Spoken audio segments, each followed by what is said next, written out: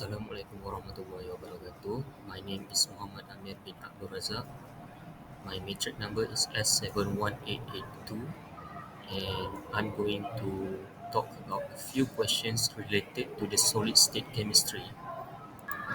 So the first question is what are the different types of crystal defect and how do they affect material properties? There are four types of crystal defects, which is point defect 0D, line defect 1D, planar defect 2D, and volume defect 3D. For point defect, which is 0D, it's localized disruption involving one or a few atoms. The example given is vacancies, self-interstitial, and substitutional impurities. In the diagram shows a self-interstitial point defect where extra atom position between atom sites, and B shows a vacancy point defect where there is a missing atom at the atomic site of the structure. Next, for line defect, which is 1D, is a one-dimensional imperfection extending through the crystal. There are formed lines throughout the crystalline lattice. Examples given is edge dislocation and screw dislocations. Line defect is known as a one-dimensional imperfection in a crystal lattice where the atoms of the crystal lattice are misaligned. It is also known as dislocation. There is two types of dislocation, which is edge dislocation and screw dislocation. So this is the edge dislocation. As you can see, there is a misaligned of the structure at corn. We can compare it with the corn and original of each dislocation. And then we have screw dislocation where there's a gap or missing space between the structure. For the planar defect, which is 2D, it is a two-dimensional interface within the crystal. Example given is grain boundaries, stacking fault, and twin boundaries. It is a two-dimensional imperfection of crystalline materials structure, representing a deviation from an ideal atomic arrangement across a specific plane. Planar defects are flat imperfections between atom layer or grain. They are control They control how strong and flexible a material can be. For a grain boundaries is a general planar defect that separates regions of different crystalline orientation. When a metal or crystal solidifies, it forms a many small crystal grain that meets an edge. The place where they are meet are called grain boundaries. For twin boundaries, it happens when the crystal on the either side of the plane are a mirror image of each other. The boundary between the twin crystal will be a single plane of atoms. There is no region of disorder, and the boundary atoms can be viewed as a belongings to the crystal structure of both twins. For the stacking faults, a two-dimensional disruption in crystal normal repeating atomic plane sequence. It can change how the material deform from force which has been applied. They are typically created when a perfect dislocation split into two particle dislocation.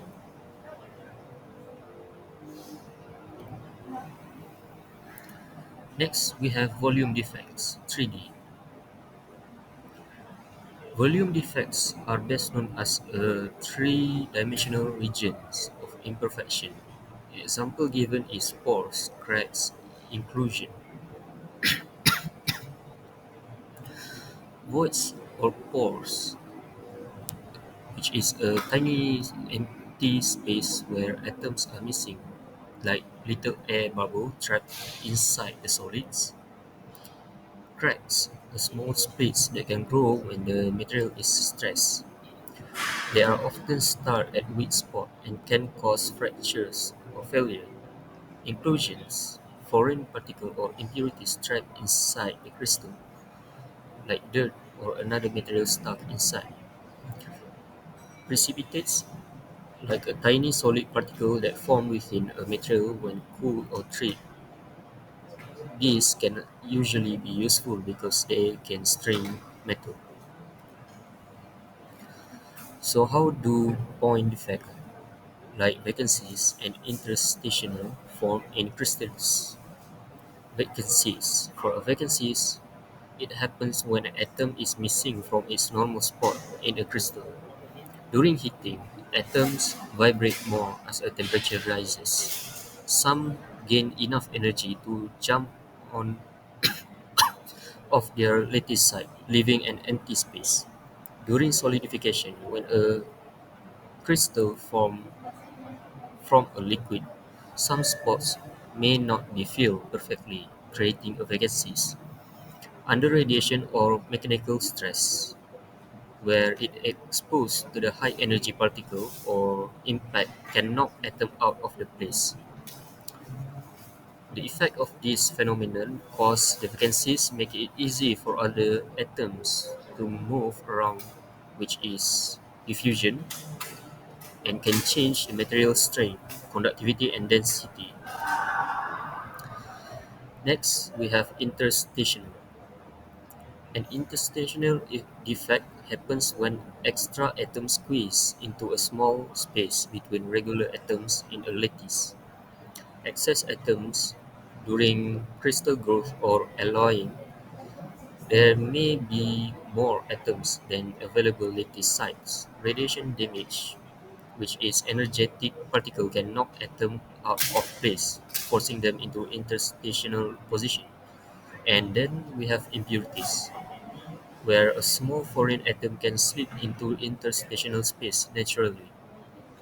This effect can cause the interstitial create stress in the crystal and can change hardness, ductility, and diffusion behavior. So why are dislocation important in understanding the strength and deformation of materials? 1. The dislocation make deformation possible. In a perfect crystal, all atomic bonds will have to break at once for the material to deform, which will require enormous energy. But with dislocation, only a small number of bonds break and reform as a dislocation moves. This make it easier for the metals to bend or stretch under stress. Without dislocation, most materials would be brittle and snap instead of deformation. Second, dislocation controls strain. The easier it is for this location to move, the softer, the more ductile, and the material become. If something blocks this location movement, the materials become stronger but less ductile. This is why steel can be hardened and why metal can be both strong and tough if designed right. Third, is the dislocation explain real-world material behavior. It proves that metal can bend without breaking because dislocation moves.